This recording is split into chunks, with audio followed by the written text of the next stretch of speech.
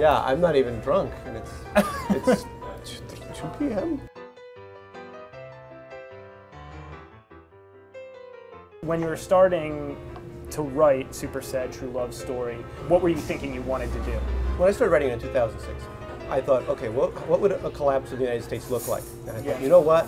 The banks are going to go first. Lehman Brothers, all those guys. So that was. You knew that. That's where I started. Okay. I kid you not. Then I thought, okay, GM, Chrysler, they make crappy cars. Nobody wants to buy them. That's going to go next.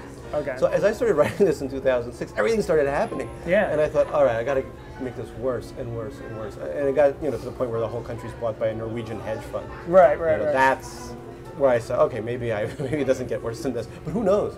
It seems like you really understand the hapless loser, the geek. Have you studied them?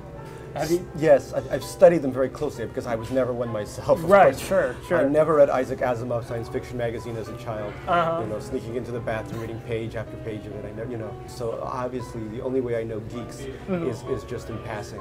Right. But honestly, is there some of you in Lenny? Of course. Yeah. Some of me and all my characters. What is the true story in it? When I started it, it was like a giant geeky sci-fi romp. Yeah. And then my editor, who's brilliant, was like, "What about the love, Gary? Can't you share some of the love?" And it became, I hope, like a real love story. Because I've never written one. Thanks. All right. Oh, cheers, sir. It follows Lenny, an older Jewish guy who's pining after a younger Asian girl named Eunice. It kind of reminds me of Woody Allen a little bit. It's like the Woody Allen. He got down with that girl. He married his daughter, right? Well, it wasn't his daughter. It was his stepdaughter. Keep it in the family. Why branch out? The thing about Woody Allen, what I like, is that he entertains. And that's what I think novelists should do too. So what is entertaining in a novel? 2 hyphenated words. Page turner. That's it. I want to be able to turn the page all the time. When I read something where it's dull, I'm like, why aren't you or Dudette? Why aren't you entertaining me? Yeah. That's effed up. That I spent $24.95 for this book, and you're not doing getting, it for me. I'm getting basically, theory and whatever.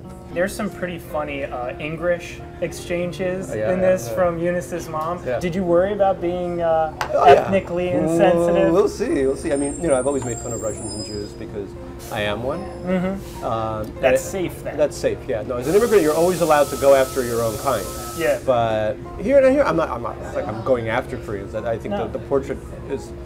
Chang Rae Lee was my mentor, a Korean American, and he said, I gave him a copy, and he said, this is actually a very loving portrait of us. And I was like, oh, thank God you think that. Yeah. But I know some people won't. People are very thin-skinned, which for a satirist is very enjoyable. If I don't make somebody upset, then you haven't done your job. Doing my job. Yeah. In June, the New Yorker named what exactly they call you? The 20 under 40 luminary fiction writers. Yeah. You're one of the 20. That's nice. Does that make you dread 40? Yeah. After 40, I stopped counting. But then everyone stops counting after. Okay. What does that exactly mean? That you're a luminary fiction writer? I get a discount on the MTA. Bloomberg, he's so writer-friendly. Yeah, he's a wonderful person. He's a lovely, lovely human being. Sure. So let me get to the big question we always ask at the end of these. Who is your favorite alcoholic writer?